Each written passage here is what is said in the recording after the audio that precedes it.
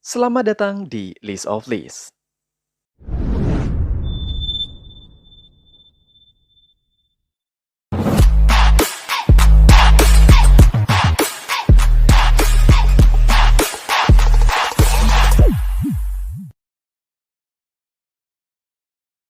Halo guys, apa kabar kalian? Mimin harap kalian baik-baik aja. Di video kali ini, kita akan melanjutkan pembahasan Manhwa Kembalinya Sekte Gunung Berbunga part ke-17. Seperti biasa, sebelum lanjut ke ceritanya, jangan lupa untuk tekan tombol subscribe, like, dan juga komen.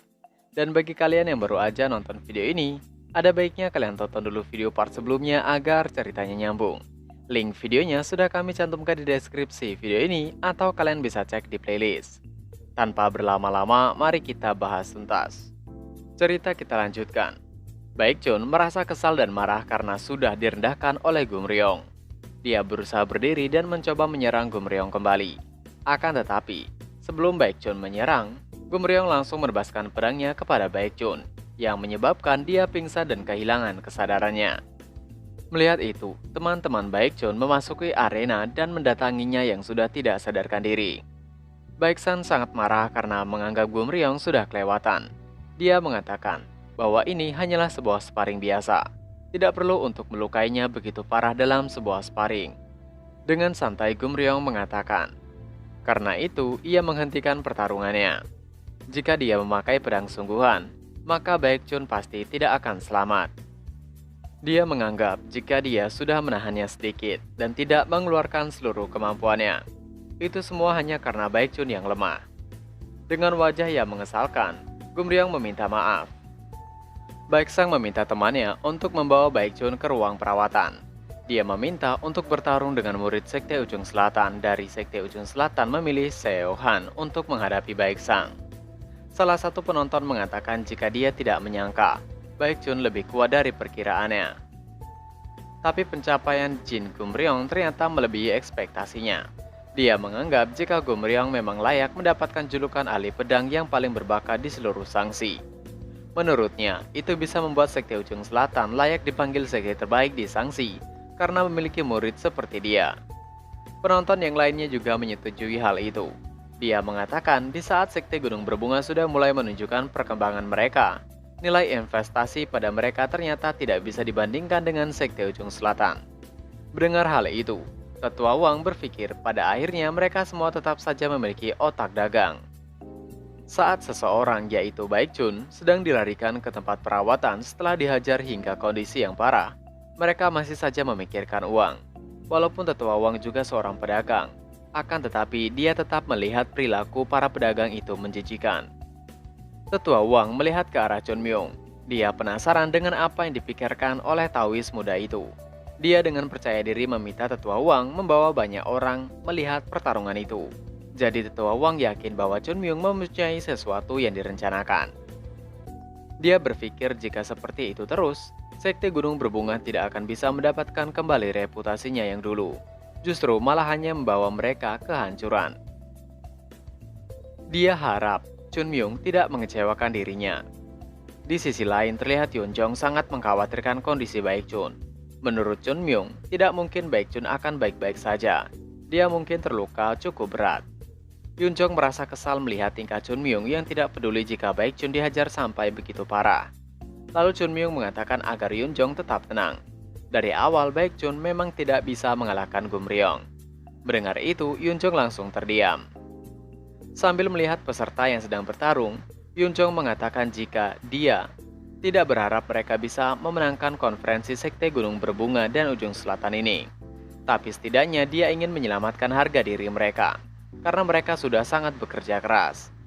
Dia berpikir, apakah 10 besar memang setinggi itu levelnya? Chun Myung menjelaskan, jika semua orang berhasil hanya karena berusaha dengan keras, maka semua orang di dunia bisa menjadi master bela diri. Yang terpenting bukanlah karena seorang bekerja keras, tapi seberapa keras orang tersebut bekerja. Dia meminta Yunjong memperhatikan dengan baik-baik pertarungan saat ini. Menurutnya, semua kelas menengah Gunung Berbunga akan kalah. Yunjong terkejut mendengar perkataan Chun Myung. Chun Myung melanjutkan, mungkin hanya satu orang yang bisa menang. Dia melihat ke arah Yu Seol. Akan tetapi, sepertinya Yu Seol tidak akan ikut dalam pertarungan tersebut. Yunjong memastikan, apakah benar mereka akan kalah dengan buruk kali ini? Chunmyung menjawab bahwa mereka tidak akan kalah. Dia hanya mengatakan bahwa yang kalah hanyalah murid kelas menengah saja. Dia menyuruh Yunjong melakukan pemanasan, karena mereka harus memberikan pertunjukan yang megah dalam pertandingan mereka. Saat mereka berbicara, murid-murid kelas menengah dari Sekte Gunung Berbunga yang sedang bertarung sudah dikalahkan oleh murid Sekte Ujung Selatan. Xiaohan menginjak dada Baek Sang yang tergeletak dan tersenyum ke arah Chunmyung dan merendahkannya. Dengan tatapan yang tajam, Chunmyung berpikir, seberapa lama senyuman yang menjijikan itu bisa bertahan. Hyun Sang sangat kesal. 9 kekalahan berturut-turut dari Sekte Gunung Berbunga. Dia meminta pemimpin sekte untuk menghentikannya. Menurutnya, jika begitu terus, seluruh murid kelas bawah bisa dihancurkan dengan brutal juga nantinya. Pemimpin sekte tidak menghentikan itu semua. Dia berpikir bagaimana dengan seluruh pedagang asosiasi yang berkumpul di sana. Jika menghentikannya, itu sama saja dia harus mengumumkan jika Sekte Gunung Berbunga sudah runtuh seutuhnya. Dia merasa tidak akan bisa melakukan itu. Bukan untuk melindungi harga dirinya, tapi untuk melindungi kemungkinan kecil yang akan membawa kembali kejayaan Sekte Gunung Berbunga suatu hari nanti. Mereka harus melanjutkan pertandingannya. Lagi-lagi, murid kelas menengah Sekte Gunung Berbunga kembali dikalahkan.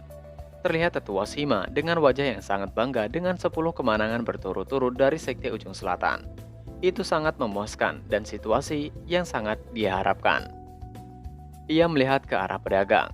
Salah satu pedagang mengatakan bahwa sekarang dia tidak bisa membedakan apa karena Sekte Ujung Selatan yang terlalu kuat atau Sekte Gunung Berbunga yang terlalu lemah. Sekte Gunung Berbunga yang agung itu akan jatuh dengan sangat menyedihkan.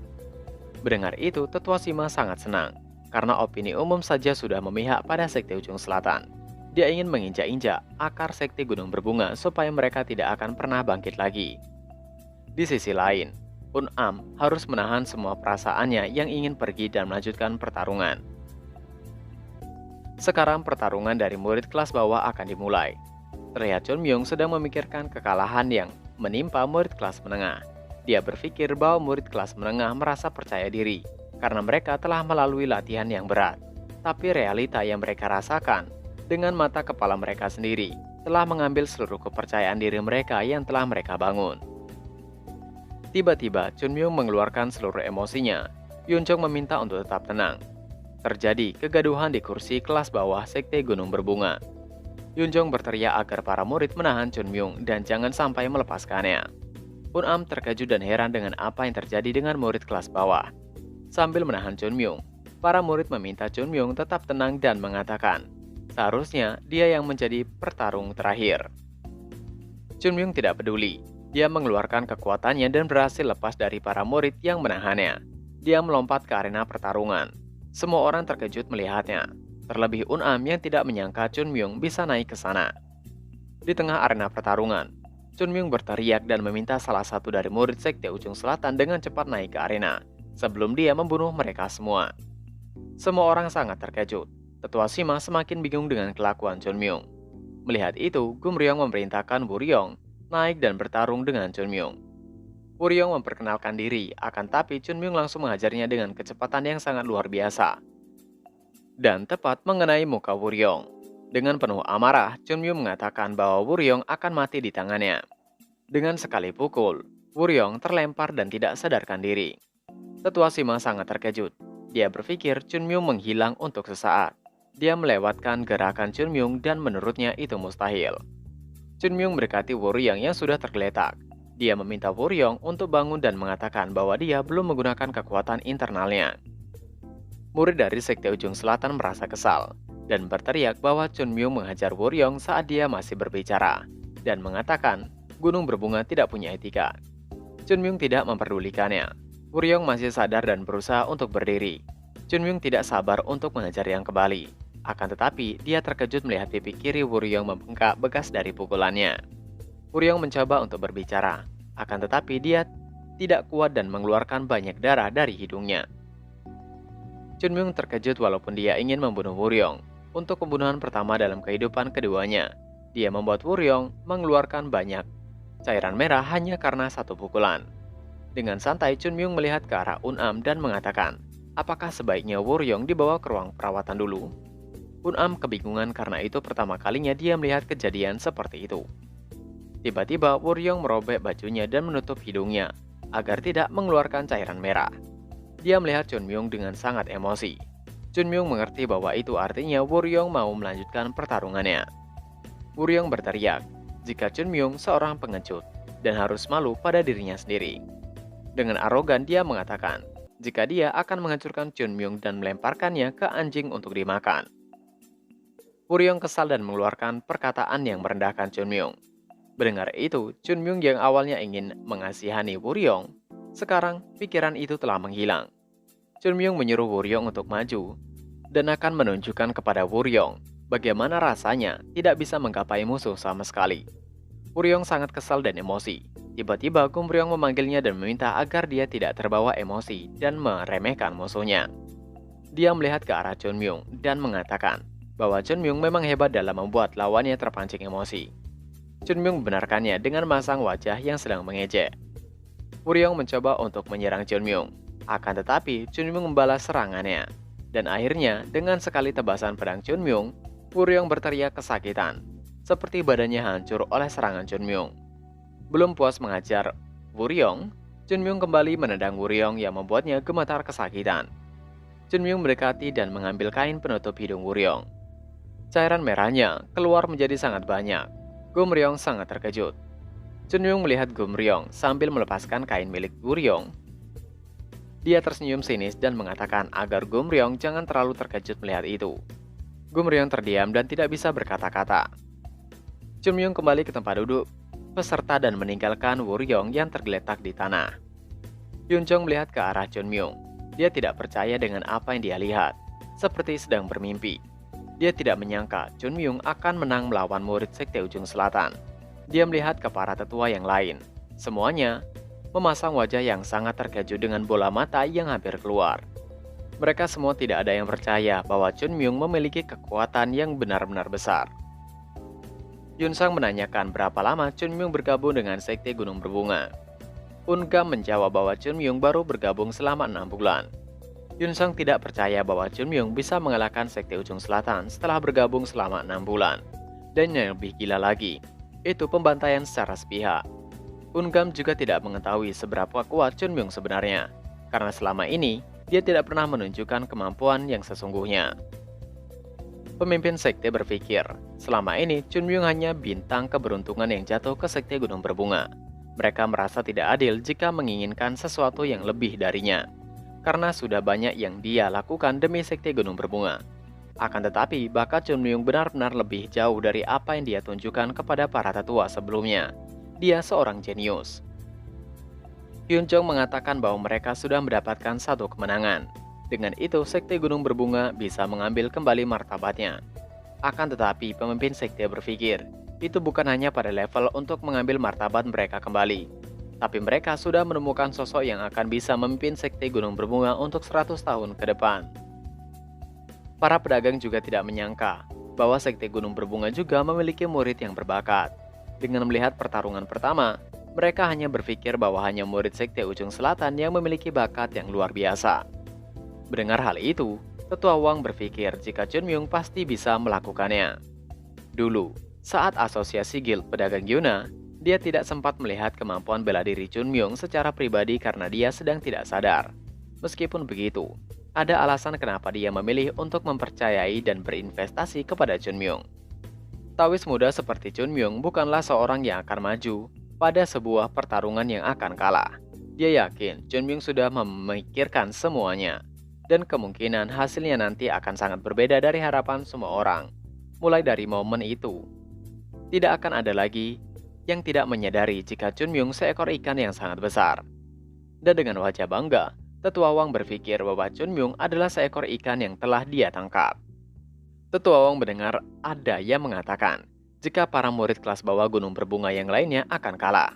Jadi hanya Chunmyung yang jelas lebih menonjol. Tetua Wang menyetujui perkataannya.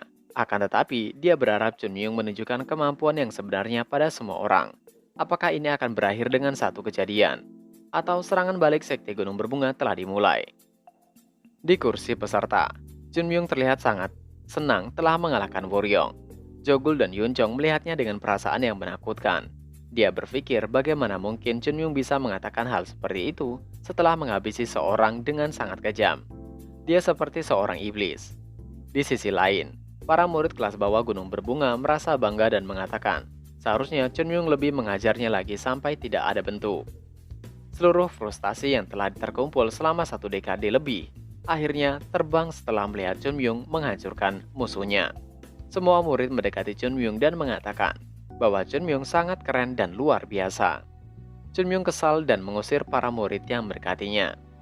Yunjong melihat Chunmyung dan berpikir ini gilirannya. Dia bertekad akan menjaga atmosfer dan momentum yang Chunmyung buat. Tiba-tiba Chunmyung menyadarkan dan meminta Yunjong naik ke arena. Yunjong tidak habis pikir. Chunmyung selalu bertingkah seperti itu setelah melakukan sesuatu yang memukau. Dia meminta saran kepada Chunmyung untuk pertarungannya kali ini. Chunmyung tidak menghiraukannya. Dia menyuruh Yunjong untuk cepat naik ke arena pertarungan. Yunjong langsung memasuki arena pertarungan. Dia melihat semua murid dan itu. Mata yang dipenuhi dengan ekspektasi. Yang mana sesuatu yang luar biasa akan terjadi. Chunmyung berteriak. Jika Yunjong kalah, dia akan membunuhnya. Yunjong tersenyum. Udaranya telah mulai bertiup ke arah Sekte Gunung Berbunga. Dia berteriak memperkenalkan diri dan meminta Sekte Ujung Selatan berduel dengannya. Gumryong meminta murid yang bernama Gongjin untuk melawan dan mengalahkan Yunjong. Gumryong merasa sangat kesal, mengingat Chunmyung menggores kemenangan sempurna yang dia inginkan. Chunmyung tertawa lebih kuat dari yang dia kira, tetapi itu tidak mungkin sama dengan yang lainnya. Dan dia berpikir, kemenangan Chunmyung tidak akan bisa membawa Sekte Gunung Berbunga kepada keberhasilan pada akhirnya. Di arena pertarungan, Yunjong dan Gongji sudah bersiap untuk bertarung. Yunjong mengingat terakhir kali dia kalah menghadapi Gongji, dan hari ini hasilnya akan sama jika Chunmyung tidak datang kepadanya. Dia selalu kalah begitu menyedihkan saat berduel dengan Sekte Ujung Selatan, dan merasa semua latihan yang dia lakukan tidak ada artinya. Keputusasaan itu membuatnya merasa tidak peduli seberapa keras dia berusaha. Dia tidak akan bisa menang. Di saat semua orang pelan-pelan menyerah pada tembok keputusasaan itu, hanya ada satu orang yang terus maju tanpa menyerah, yaitu Sahyung Baekchun. Dan kemudian seorang bocah yang bernama Chunmyung muncul di depan mereka. Karena mereka berlatih seperti di neraka untuk setengah tahun. Tapi berkatnya, para murid mampu menjadi versi yang lebih baik dari mereka. Yunjong ingin tahu jika mereka telah mengurangi jarak antara mereka dan Sekte Ujung Selatan karena latihan itu. Walaupun dia tidak bisa yakin akan hal itu, tidak peduli hasilnya nanti. Dia tidak akan mundur dengan mudah begitu saja. Mereka sudah bersiap untuk bertarung. Gongji merendahkan Yunjong dan mengingatkan saat duel mereka terakhir kali. Yunjong tidak peduli. Gongji mulai menyerang Yunjong. Yunjong melihat serangannya. Itu serangan yang cepat dan sederhana, dengan arah pedang yang bisa diprediksi. Dia tidak pernah bisa menahan serangan pedang Gongji sekalipun bahkan sampai sekarang ini. Akan tetapi, Yunjong tetap mencoba membalas dan menahan serangan dari Gongjin. Usahanya berhasil. Gongjin terkejut, dan dia kembali menyerang Yunjong. Gongjin terlalu cepat dan serangannya juga berat. Yunjong tidak menyangka Gongjin bisa menggunakan bebannya pada serangannya sekaligus sangat cepat. Dan sepertinya dia 2 kali lebih kuat dibandingkan pertarungan terakhir kalinya. Akan tetapi Yunjong tidak menyangka dia bisa melihat semua gerakan Gongjin. Dia bisa menahan dan bahkan bisa mendorong Gongjin untuk mundur. Yunjong melihat kedua tangannya dan tidak menyangka dia bisa melakukannya. Dia berteriak dan mengatakan apakah hanya itu saja yang bisa Gongjin lakukan. Mendengar itu, Gongjin kesal. Yunjong tidak bermaksud untuk memprovokasinya. Akan tetapi dia tidak ingin Gongjin menganggap enteng dirinya karena ingin mempermalukannya. Gongjin menjadi sangat marah dan kesal. Dia berteriak agar Yunjong tidak berbangga hanya bisa menahan serangannya. Dia mulai menebaskan pedangnya dan kembali menyerang Yunjong. Dan lagi-lagi, Yunjong bisa menghindar. Dan Yunjong langsung menendang Gongjin tepat di perutnya. Gongjin terlempar dan jatuh. Yunjong masih tidak menyangka dengan dirinya saat ini. Dia berpikir apa yang sebenarnya telah Chunmyung lakukan kepada mereka selama ini. Gongjin bangkit dan mencoba untuk menyerang Yunjong kembali. Melihat serangannya, Yunjong dengan percaya diri bahwa dia telah berlatih pose itu tidak terhitung jumlahnya tanpa melewatkan sehari pun. Downward slash tebasan ke bawah. Pada akhirnya, setiap gerakan pedang adalah hasil dari orang yang menggerakkan tangannya. Dia harus menjaga tubuh bagian bawahnya tertanam seperti sebuah gunung. Dia tidak boleh sampai melewatkan satu gerakan dengan matanya. Dan ketika momen kritis tiba, dia mengingat perkataan Jin Myung bahwa dia tidak boleh memiliki keraguan sedikit pun. Dan chapter pun berakhir. Nah, itu tadi adalah pembahasan manhwa, kembalinya Sekte Gunung Berbunga part ke-17. Seperti biasa, sebelum mengakhiri video ini, kami ingatkan untuk kalian bahagia dan sehat selalu. Terima kasih sudah menonton video ini dan sampai jumpa lagi di video selanjutnya. Jana!